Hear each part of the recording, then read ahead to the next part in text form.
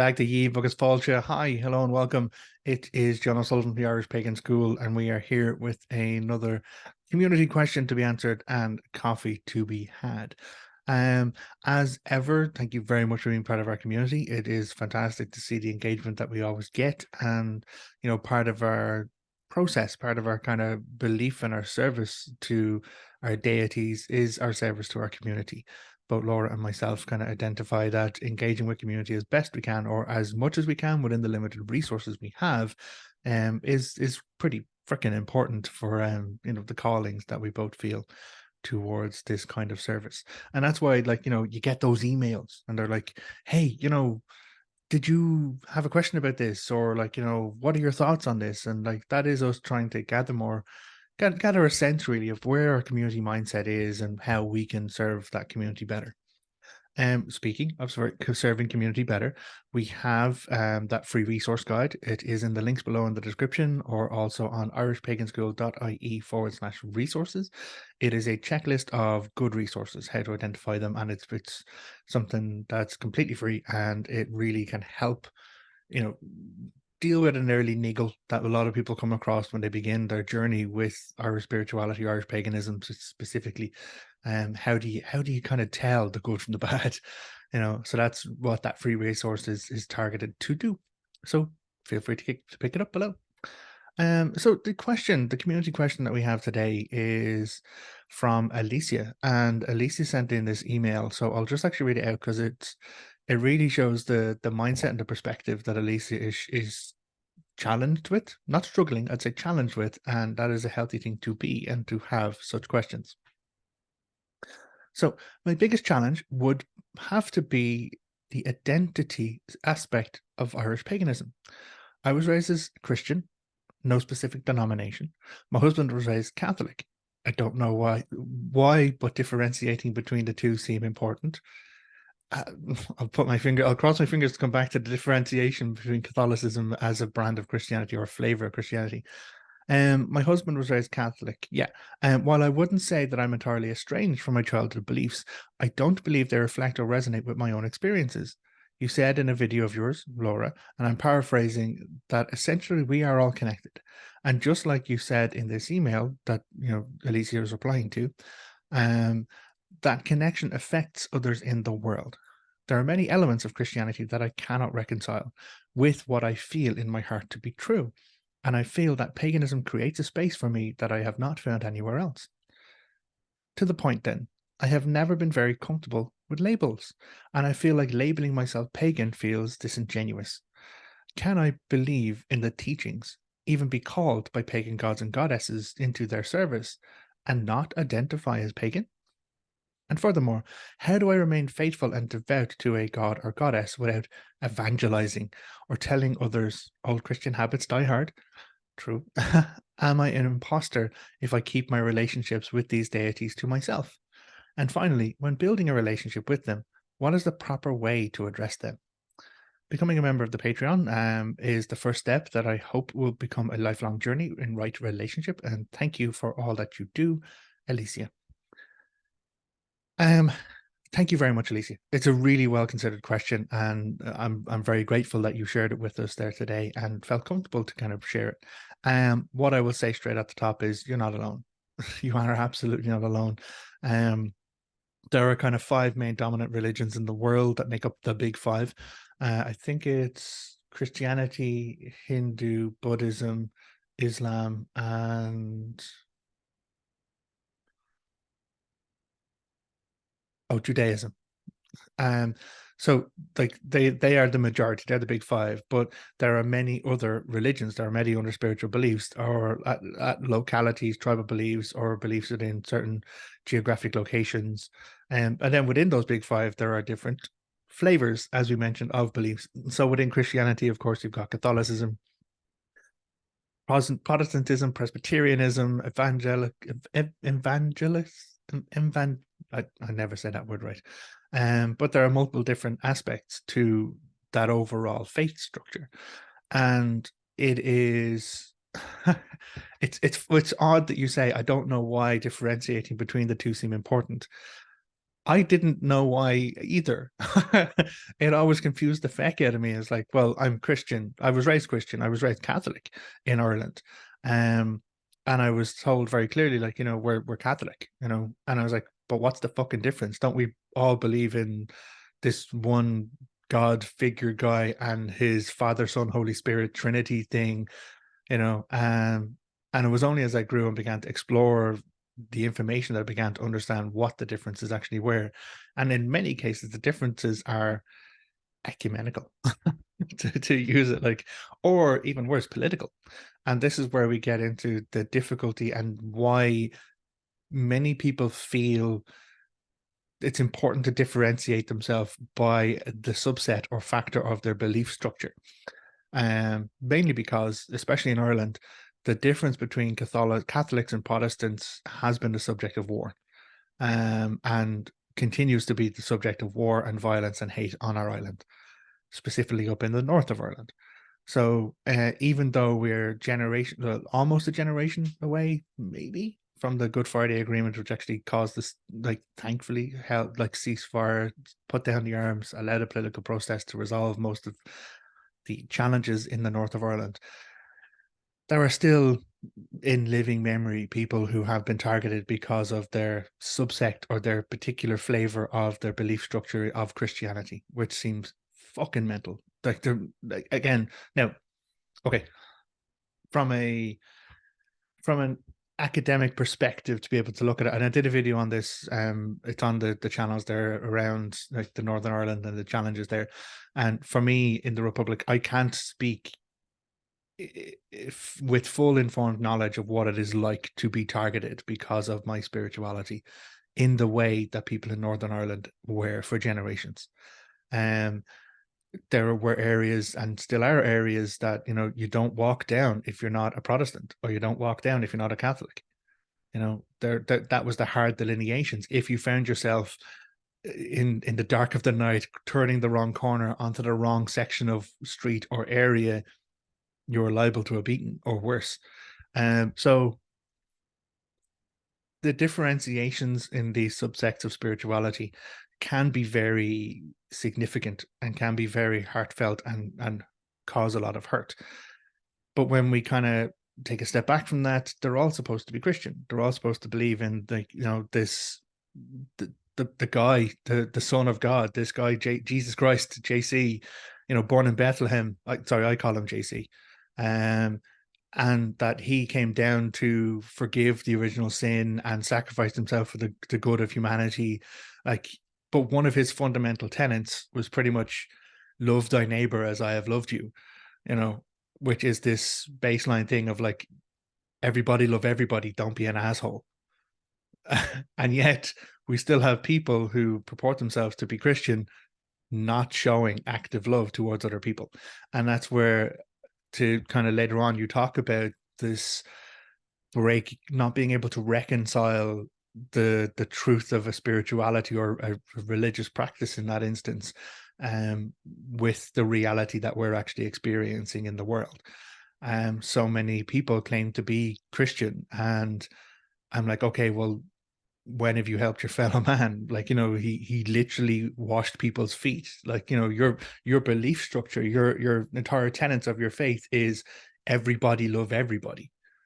So how is animosity towards people who have a different sexual preference, like, as in gay people, bi people, polyamory people, how is animosity towards them not showing love?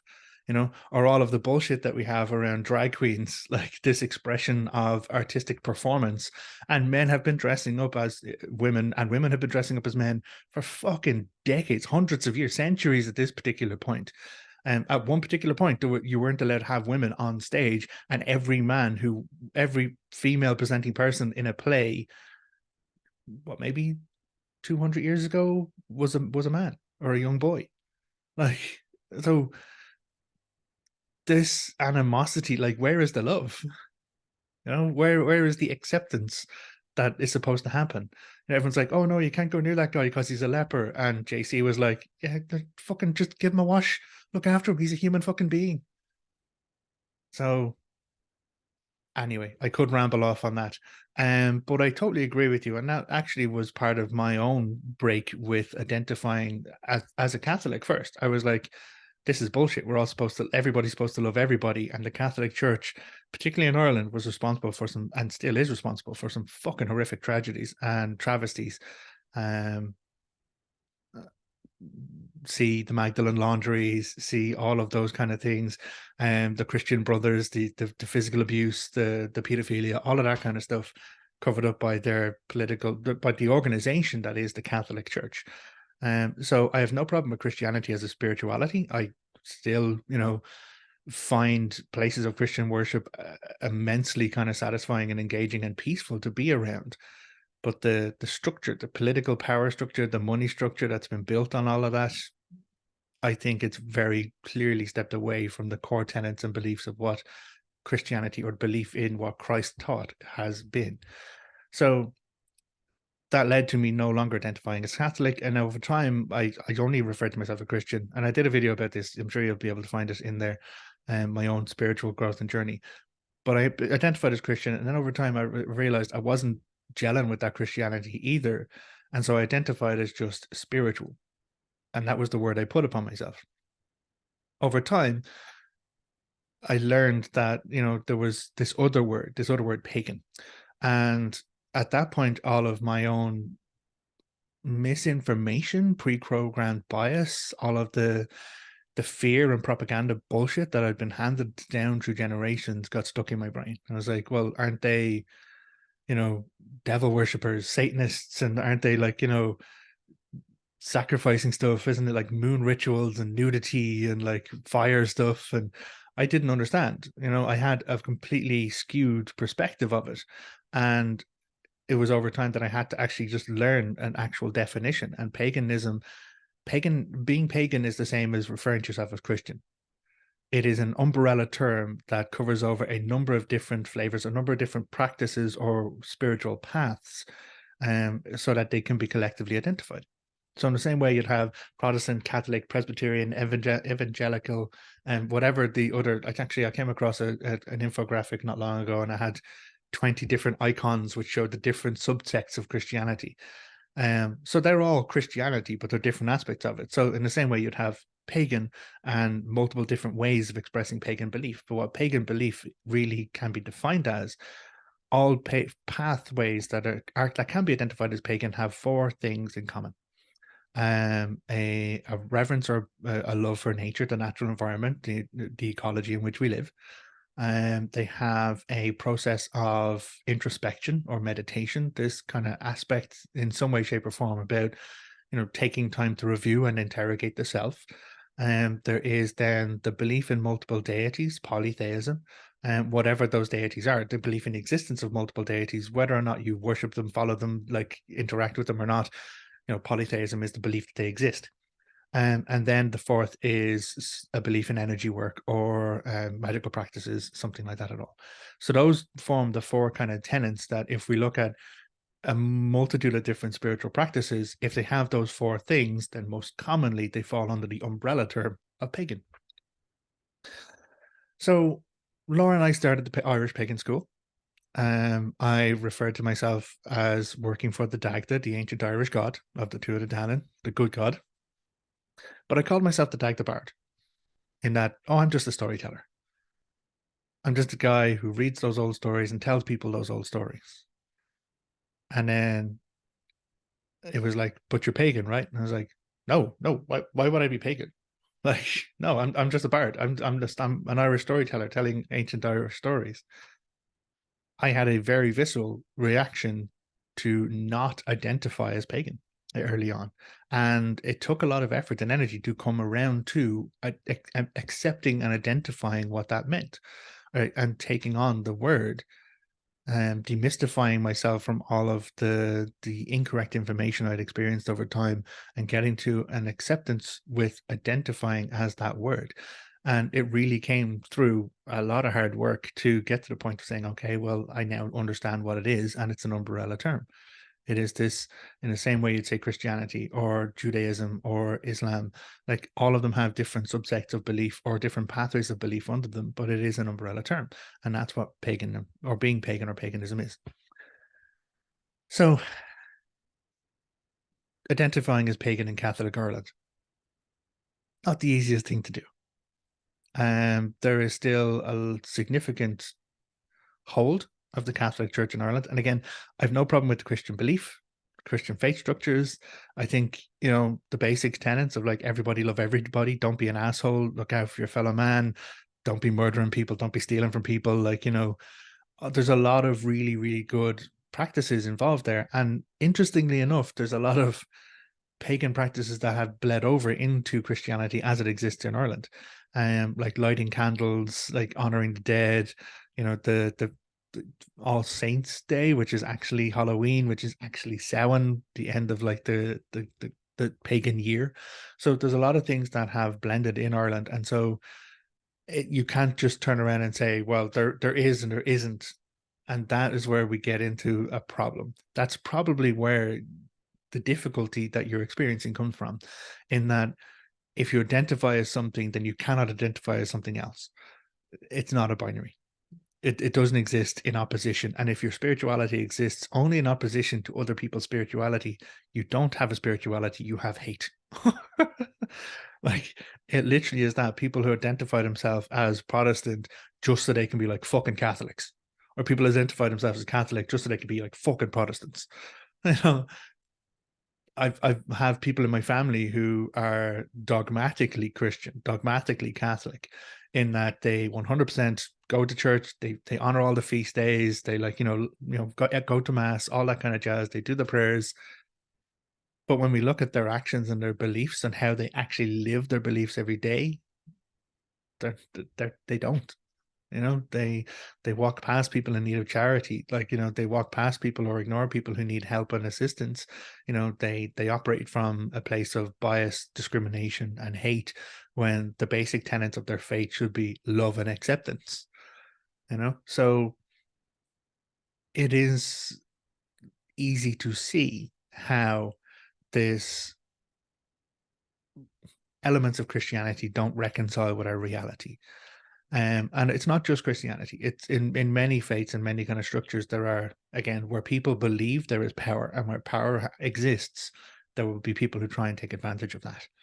And so getting to that pagan kind of thing, like everyone I knew as pagan initially was a little bit out there, a little bit like kind of like, okay, I love you, you're great, it's fine, but like you're a bit of a Fruit Loop. And it was only over time that I began to realize that though some certain people are very overt and in their expression of their spirituality, other people are very private in the expression of their spirituality. And over time, I found that there were people who were pagan and identified as pagan, but they did it for themselves. Their relationship with their spirituality, with their faith, with their growth was purely for themselves. And it was only when we got to the point of, actually having a conversation about it, that it came out and was like, oh, well, I am pagan, and I'm like, really? You don't seem to be running off into the woods to hug trees every 5 minutes. Now, hands up, like, left in a natural environment, I would run off into the trees and run off into the woods and hug a tree. So I'm not being disparaging or mean here, and I really hope that's not coming across. I'm just trying to express my own experiences and my confusion with identifying as pagan. So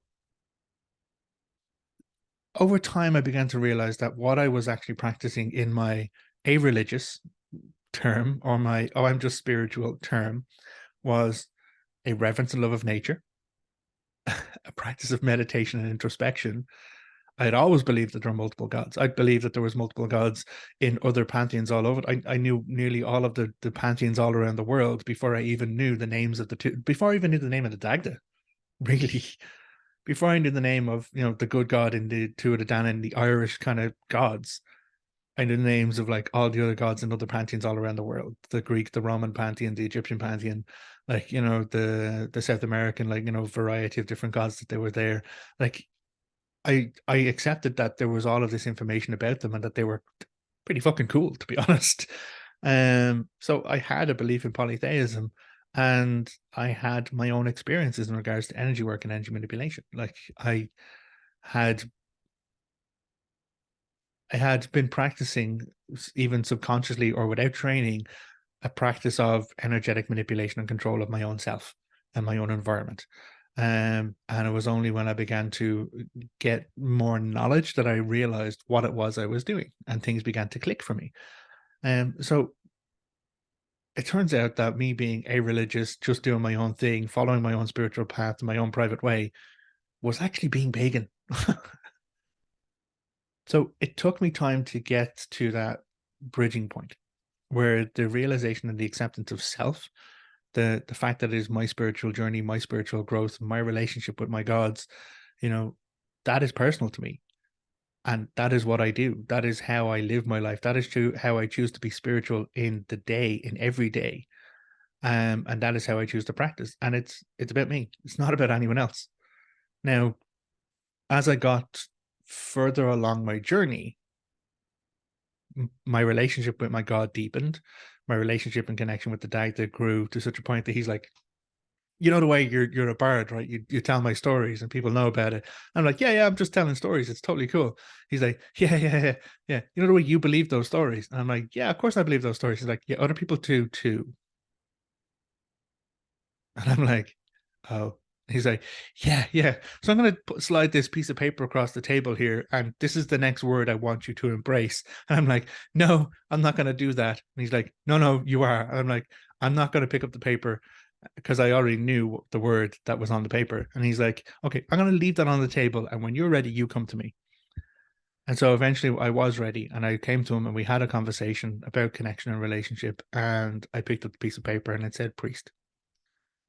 And so that was a whole extra Fruit Loop for me of like, well, what do I, and I had to go and study more about it. And Laura did a great book about pagan priesthood, and what that breaks down as, and like what are the important roles and elements of it. So I would recommend that as a great resource. So it's probably on that resources checklist. Again, see the links in the description. But trying to understand what it was, it was then not about, it was no longer about my own spiritual belief for myself. It was about being there in a certain capacity as required by others when they choose to, when they need it. For me, being a priest isn't standing up in front of all of you and going, yes, like, follow, worship, blah, blah, blah, do what I say and like, honor me. Absolutely fucking not. My form of priesthood is, you're having a bad day, I'm there for you. You need a conversation, I'm there for you. You need someone who believes, I believe. So that is part of what we do.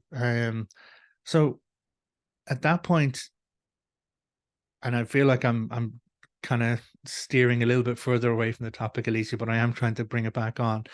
Like it that really kind of comes to that evangelical point. I had the same thing, that same worry, like, am I going to fall into pontificating about the title? And even before I was asked to asked by him to assume the role of priest, which I didn't really want to do, I was still concerned. I was like, am I just like spouting off about this? Am I just kind of like, making a big deal and where I really shouldn't? I too had that same kind of old Christian programming. And I realized what I needed to do was just change my perspective on it, in that the right people who will hear, anyone else won't. And all I'm doing is expressing a love and affection and a passion for my own connection with my spirituality. And I'm not doing it to receive plaudits. I'm not doing it to center myself in the narrative. I'm not doing it to engage other people in telling me how I'm great or anything. I'm doing it because I think the Dagda's great. He's a fucking legend. Like, see any of my multiple other videos and or classes on the Irish Pagan School about the Dagda, like, he just really is. And he's a great source for healthy masculinity. He's a great source for, fatherhood. He's a great source for, wisdom, elemental power, druidic magic, you name it. He's a great source for it, because he is the good God capable of everything. And though I may feel like I'm evangelizing or I'm kind of pontificating, all I'm really doing is just saying out loud my belief in my deity. And some people hear it and they're like, oh my God, or oh my Dagda, I need to figure that out. Or they come back to me after a while and it's like, I never heard his name until you said it. Or I never understood, until they read my stories or took my classes. And, even they are worshipping Bridget or they're worshipping Lou or something like that at all. The next thing you know, they have a Dagda presence in their life and they're like, what do I even do with this? Like the gods move in their own ways and they inform their own relationships and their connections. And that is something we need to be aware of.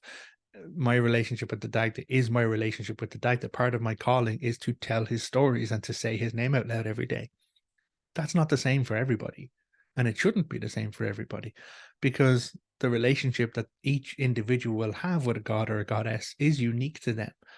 And what will actually come from that, though, as they deepen their relationship and learn more about that god or goddess, is a deeper connection. So the more you kind of expose yourself to the lore, the information, the stories, the community, the priests or the teachers of a god or goddess, the more you deepen that understanding, which means the more you deepen your own connection and your own ability to bond with and engage with a god or goddess, whether you identify as pagan or not. So it is possible to be called by a god or goddess if you haven't connected with a term, because pagan is just a word. Pagan is literally just a word. If you say that you're pagan, other people may have misconstrued ideas or information or whatever, that kind of stuff, but essentially it's just a word. And for me, I had to get over a fear of just a word. In fact, it was a bit of an ass kicking. It was like, you're a fucking bard. Why are you afraid of a word? I was like, okay, yeah, fair. You make a point. Again, the Dagda. So it is possible to have connection, to build connection with gods and goddesses, regardless of the words that are involved, regardless of like the definitions and labels. Labels only become a problem when people have problems with labels, because labels are just words. And words exist to help us define things. And by defining thing, we have understanding of it. Like if I kind of point at this and say microphone, that word describes this thing that I'm pointing at. Then you understand more information about it because you understand, because it's physically a thing. In the same way, I'm sitting on a chair, I'm at a table. When you have a word, it defines the thing. I didn't describe the table, but it has at least one leg, if not four, or maybe two, like with like a bar in the middle, two kind of wide legs. So it is words that help us define things, and by definition we have comprehension. By comprehension we move to understanding. Labels only become a problem if people have a problem with the label, and at that point it's less about you and more about them. Like they're the ones who have a problem with the word. Why do you have a problem with that word? Honest question that I have asked, and led to a very interesting conversation, which brought a person around to like, I just don't like that. And I was like, yeah, but that's not the word. Like that's not what this is. You have a misunderstanding of what is involved here. So like those who can identify loudly, like myself, can do the work and help other people, reach understanding or comprehension by being clear around the definitions of what is just a word. And that can help people get to a better place where there is more acceptance and less miscommunication. But that's not the same for everyone. Not everyone is safe to do that. We had a conversation in our second Saturday session recently. Like those who can stand up and identify loudly, safely, really should, because it helps normalize understanding. It helps normalize and remove miscomprehensions or misperceptions of words like pagan, of words like spiritual, of words like magic, of words like, gods or goddesses. It is about demystifying a lot of these things so that people can get to a place of just normalizing it, so that humanity can then express themselves in their spiritual path without fear, without hate, without judgment. So I accept the fact that, not everyone can do that. And again, take it back that step. Those who can do safely really should. Those who can't, if you're not safe in your area to identify vocally your path or your spirituality, don't. Stay safe. Your first duty of care will always be to yourself. And your private spiritual path is your private spiritual path. And at the baseline circumstance, it's none of anyone else's fucking business. If you're not hurting anyone, if you're not hurting yourself, if you're not doing any damage around you, it's none of their fucking business. In fact, most times when you have pagans in a community or in an area, you end up with a better community or area because pagans have a reverence for nature. They're the ones who are likely to see a bit of trash on the road and pick it up and put it in the bin. Like, they're the ones who are likely to go out to, like, say the Hill of Tara was my stomping grounds. I have literally taken 3 big black trash bags off that Hill of Tara just because I went there one time for myself to take a wander around the hill.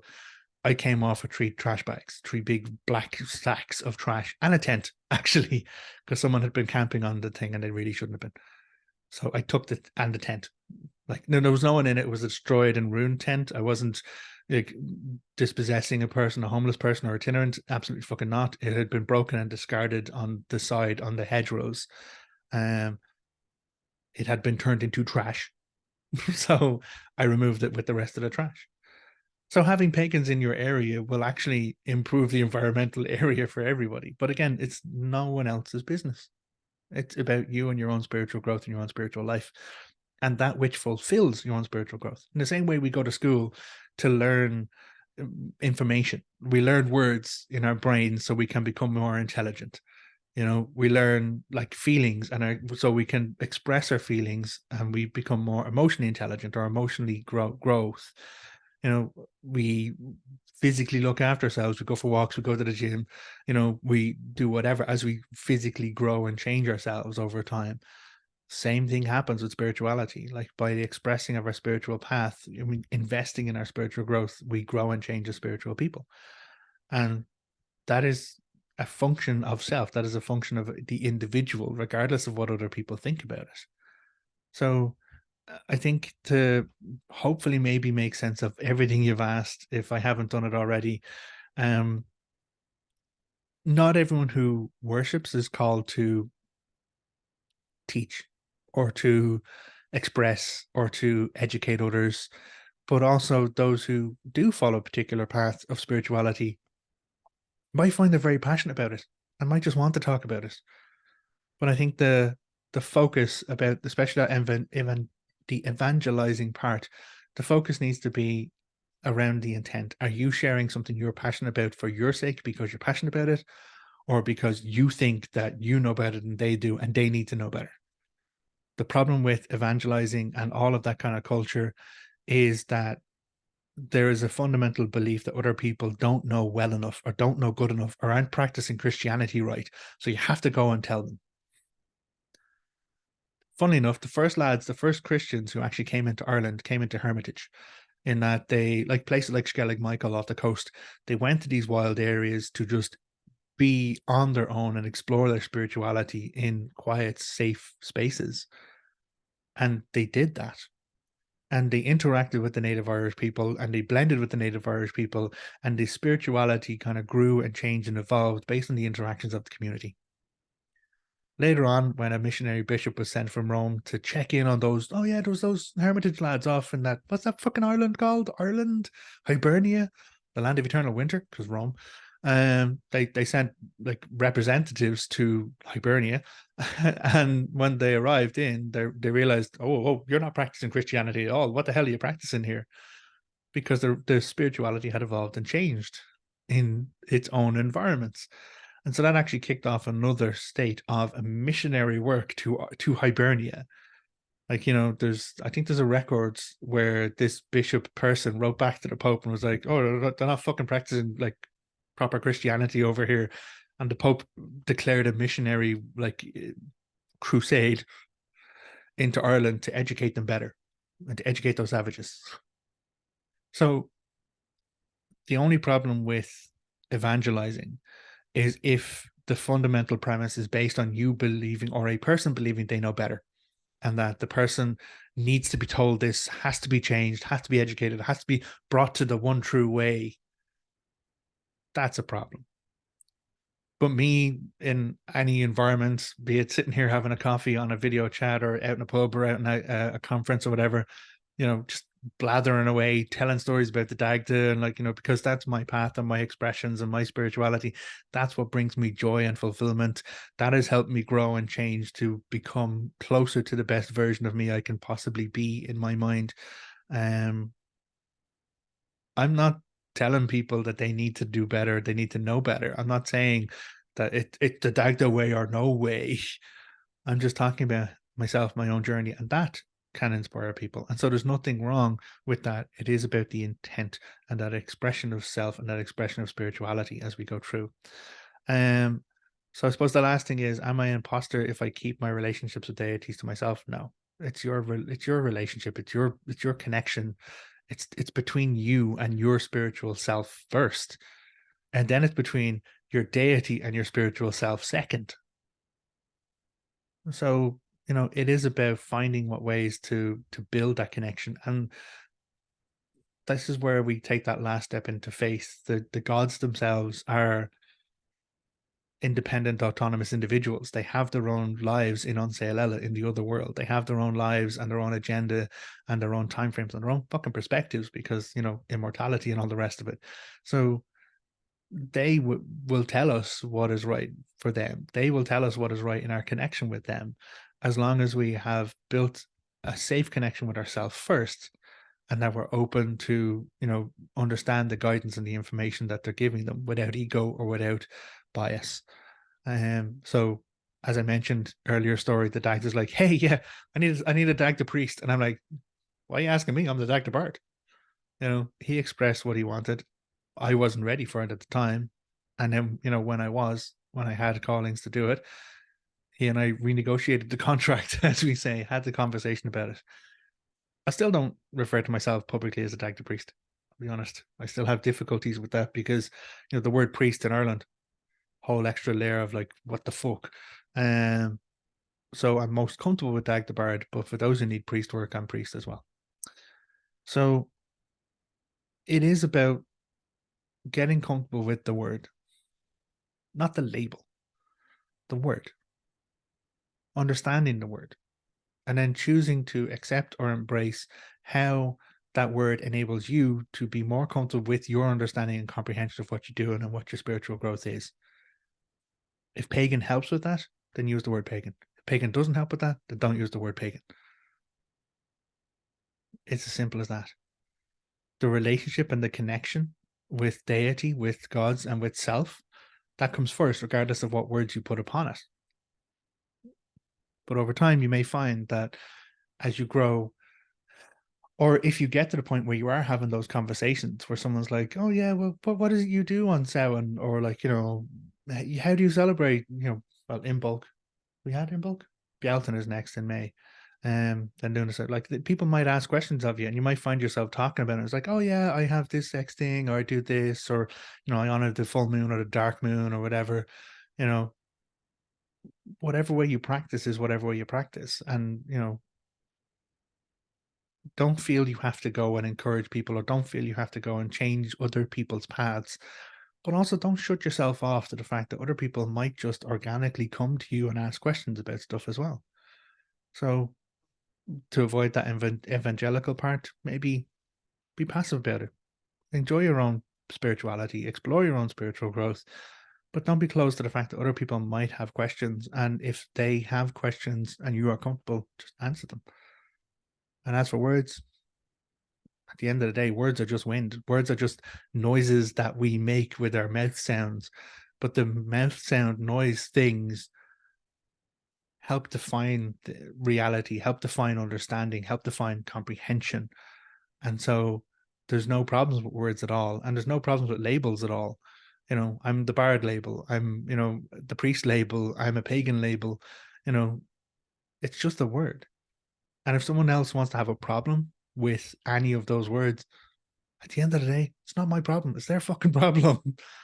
As long as I'm safe, as long as I'm not doing harm to myself, to others, to my community, to our environment, as long as I'm growing and pursuing my path to be the best version of John O'Sullivan I can be, what's the harm? So I hope that answers that for you, Alicia. And anyone else, I hope you have found something in the conversation or the ramble that has been of use or been of interest. I think in our world, we get caught up by fear. We get caught up by misinformation. We get caught up by bias. And the healthiest thing to do is to sometimes take a step back from that and go, it's just a fucking word. Pull the dictionary off the shelf. What's the actual definition of that word? I'll be honest with you. Multiple arguments have been forestalled between myself and Laura because we get to that point of like, okay, I'm going to call upon a definition. What do you mean by that word? And then I would define what I understand by the word. Laura define what she understands by the word. And we often find that the miscommunication or the misunderstanding is in that small amount of definition. And that usually allows us to avoid any form of argument or miscommunication. So hopefully that helps, Alicia. And to anyone else, thank you very much for being here with me for my community question and answer and coffee chat. I will say Gaurav Mahagath, thank you very much. Look after yourself and take care. Oh, and don't forget to pick up those free resources down below in the links, irishpaganschool.ie/resources. As I said, it's a way of kind of getting access to good resources, a free checklist to kind of empower you with more information and to kind of then engage with our community list, engage with the mailing lists, and kind of explore your growth with our structure as well. So from me here, Gaurav Mahagath, thank you very much, and Slán. Goodbye.